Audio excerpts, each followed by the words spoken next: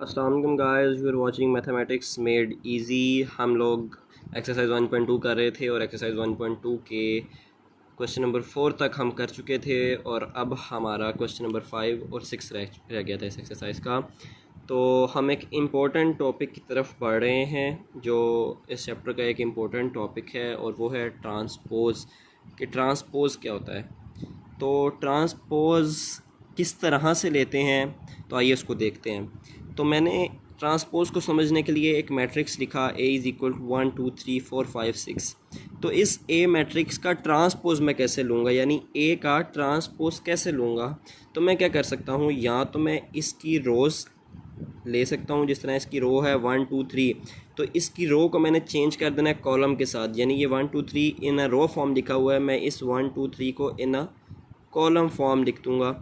और फिर ये 4 5 6 भी रो फॉर्म में लिखा है, तो इसको भी मैं किस फॉर्म में लिख दूँगा, कॉलम फॉर्म में लिख दूँगा। तो ये जो मैट्रिक्स मेरे पास मिला है जिसके अंदर मैंने रोज़ को कॉलम फॉर्म में लिख के एक मैट्रिक्स बना दिया है, तो ये मेरे पास उसी मैट्रिक्स का ट्रांसपोज बन गया। ये मैं रोज़ को कॉलम फॉर्म में लिख के भी बना सकता हूँ, या फिर इसको एक और तरीके से भी बनाया जा सकता है। वो क्या तरीका है कि मैं इसके कॉलम्स ले लेता हूँ, जिस तरह इसमें कॉलम देखता हूँ 1 4 पहला कॉलम है, तो मैं इसके पहले कॉलम को रो फॉर्म में लिख देता हूँ। देखें 1 4 2 5 दूसरा कॉलम है, तो इसको दूसरी रो में लिख देता हूँ 2 5 इन अ रो फॉर्म। 3 6 इसका तीसरा कॉलम है, तो मैं इसको रो फॉर्म में लिख देता हूँ तीसरे नंबर पे 3 6। तो देखें अगर मैं इसको कॉलम्स को लेके इस मैट्रिक्स के और रो फॉर्म में लिख देता हूँ, तब भी मेरे पास इसका ट्रांसपोज वही आएगा जो मैंने इसकी रोज़ को लेके कॉलम फॉर्म में लिखा था। यानी ऐसा matrix, a matrix which is obtained by interchanging rows into columns और कॉलम्स इनटू रोज़। तो या तो मैं इसकी रोज़ को कॉलम में चेंज करके लिख दूं, या फिर मैं इसके कॉलम्स को रोज़ में चेंज करके लिख दूं, एक ही मैट्रिक्स बनेगा और वो इस मैट्रिक्स का क्या कहलाएगा, ट्रांसपोज कहलाएगा। तो ए का ए ट्रांसपोज मैंने किस तरह लिया कि या तो मैं इसकी रोज़ को कॉलम फॉर्म में लिख दूं, या फिर मैं कॉलम्स को इन अ रो फॉर्म लिख दूं, तो मेरे पास उस मैट्रिक्स का क्या आ जाएगा, ट्रांसपोज आ जाएगा। तो देखें पहला क्वेश्चन सॉल्व करते हैं। क्वेश्चन नंबर 5, इसका ए वाला उसने कहा 0 1 -2। तो मैं देखता हूँ इसके अंदर ना एक ही कॉलम है, तो मैं इसके कॉलम को रो में चेंज करता हूँ। इस तरह मेरे लिए ट्रांसपोज लेना ज़्यादा इजी हो जाएगा। तो ये है 0 1 -2, मैं इसको इन आ रो फॉर्म लिख देता हूँ। तो ये इस मैट्रिक्स से क्या आ गया मेरे पास, ट्रांसपोज। अच्छा, मैं इसकी रोज़ को भी कॉलम फॉर्म लिख सकता हूँ, जिस तरह ये 0 है, ये इसकी रो है, तो मैं इसको कॉलम फॉर्म में लिख दिया 0। फिर 1 इसकी रो है, मैंने इसको कॉलम फॉर्म में लिख दिया 1 -2, तो इसको या अब ये देखें इस तरह के मैट्रिक्स को हमने पढ़ा था कॉलम मैट्रिक्स। तो यहाँ से एक हमारे पास MCQ भी जनरेट हो गया कि if we take a transpose of a column matrix we obtain a row matrix. तो कॉलम मैट्रिक्स का अगर हम ट्रांसपोज लेंगे तो हमारे पास रो मैट्रिक्स आएगा। इसी तरह अगर एक रो मैट्रिक्स है 5 1 -6, ये एक रो मैट्रिक्स है, अगर इसका मैं ट्रांसपोज लूँगा तो ये रो किससे इंटरचेंज हो जाएगी, कॉलम से। तो if we obtain a transpose of a row matrix we will get a column matrix. तो ये मेरे पास MCQ भी इसमें से जनरेट किया जा सकता है। अच्छा, उसके बाद देखें अब ये B वाला, B वैल्यू लिखते हैं 3 -1 2 1। तो अब मैं क्या करता हूँ, इसकी रोज़ को किससे चेंज कर देता हूँ, कॉलम से। तो ये है 3 -1, तो ये 3 -1 इन कॉलम फॉर्म आ जाएगा। ये है 2 1, तो ये भी इन आ कॉलम फॉर्म। तो ये मेरे पास इसका क्या आ गया, B ट्रांसपोज। तो B ट्रांसपोज मैंने क्या लिया, रोज़ को कॉलम में चेंज कर दिया। अच्छा, अब लेट्स सपोज मैं कॉलम को रोज़ में चेंज करता हूँ। तो ये था 3 2 3 2, एक इसका पहला कॉलम था, तो अगर इसको मैं रो फॉर्म में लिखूंगा तो 3 2, देखें खुद ही आ गया उसी फॉर्म में। तो चाहे मैं रोज़ को कॉलम की फॉर्म में लिख दूं, चाहे मैं कॉलम्स को रो की फॉर्म में लिख दूं, मेरे पास B ट्रांसपोज सेम ही आएगा। अच्छा, अगला क्वेश्चन सॉल्व करते हैं। ये C की उसने वैल्यूज़ दी, तो इसके अंदर मेरे पास 3 रोज़ हैं, तो मैं 2 कॉलम है, तो मैं समझता हूँ अच्छा मैं कॉलम से इसको रोज़ में चेंज करता हूँ तो मेरा जल्दी क्वेश्चन हो जाएगा। तो मैं इस का ट्रांसपोज लेता हूँ। तो ये कॉलम था ना 1 2 3, तो मैं इसको रो फॉर्म में लिख देता हूँ 1 2 3। मेरे पास कॉलम था ना 2 -1 0, तो मैं इसको रो फॉर्म में लिख देता हूँ 2 -1 0। ये मेरे पास इसका ट्रांसपोज आ गया।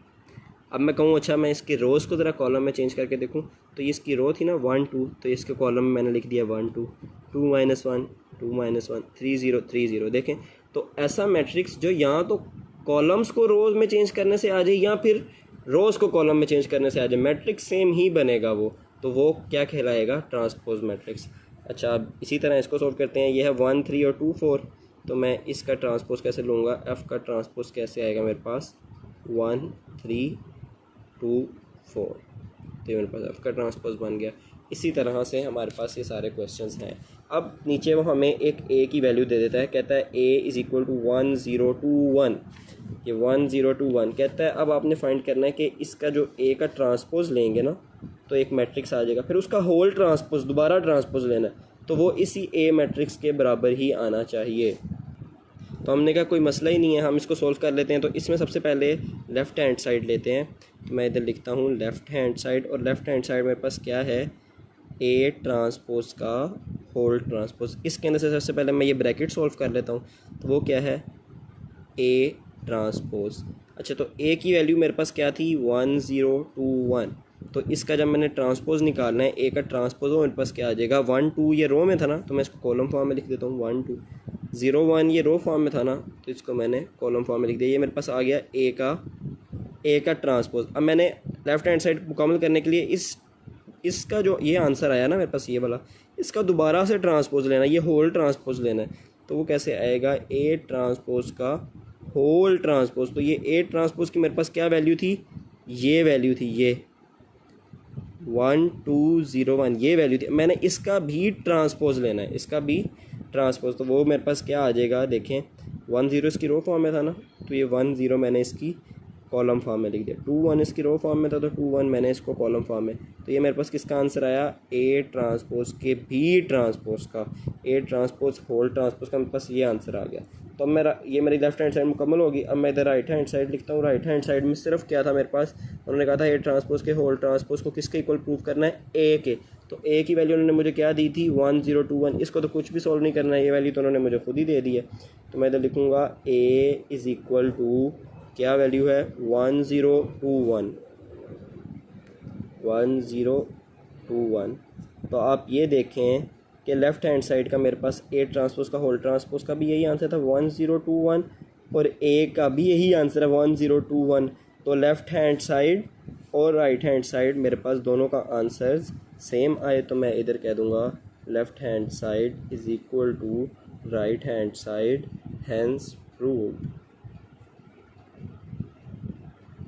तो ये मैंने अपना क्वेश्चन इस तरह से सॉल्व कर लिया। और इसी के साथ इसका एक दूसरा पार्ट है, वो दूसरा पार्ट मेरे पास है कि आपने बताना है कि जो बी ट्रांसपोज का होल ट्रांसपोज है वो बी के बराबर है। अब ये चूँकि मैंने आपको तरीका बता दिया, वो क्वेश्चन आप लोगों के लिए असाइनमेंट है, वो आप लोगों ने खुद करना है। अगर किसी को उस क्वेश्चन में कोई कन्फ्यूजन पेश आए आप मुझसे कमेंट सेक्शन में ज़रूर पूछें, मैं आपके लिए उस क्वेश्चन की भी वीडियो डाल दूँगा। ठीक है, उम्मीद करता हूँ आपको समझ आ गई होगी कि ट्रांसपोज क्या होता है, ट्रांसपोज लेते किस तरह से हैं। इसमें मैंने आपको 2 MCQs भी बताए और ये क्वेश्चन भी सॉल्व किया हम लोगों ने। तो उम्मीद करता हूँ आप लोगों को ये समझ आ जाएगी। ये इस एक्सरसाइज का और इस चैप्टर का एक इम्पोर्टेंट कॉन्सेप्ट है। तो चैनल को ज़रूर लाइक करें, शेयर करें अपने दोस्तों के साथ और सब्सक्राइब करें, और बेल आइकन को ज़रूर प्रेस करें ताकि मेरी नई वीडियोस जैसे ही हैं वो आप तक पहुंचती रहें। तो अपना ख्याल रखिएगा। अल्लाह हाफिज़।